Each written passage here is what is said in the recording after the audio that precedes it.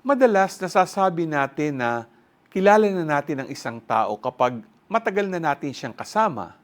May mga pagsubok na tayong nalalampasan sa tulong niya. At sigurado ako, buong-buo na ang tiwala natin sa taong iyon. Pero sa gospel natin ngayong araw, sinabi ni Philip kay Jesus, "Master, show us the Father and that will be enough for us." Sinagot naman siya ni Jesus na, "Have I been with you for so long a time and you still do not know me, Philip? Whoever has seen me has seen the Father." Minsan nakakalimutan nating magtiwala kay Lord, lalo na sa pinakamahihirap na araw ng ating buhay.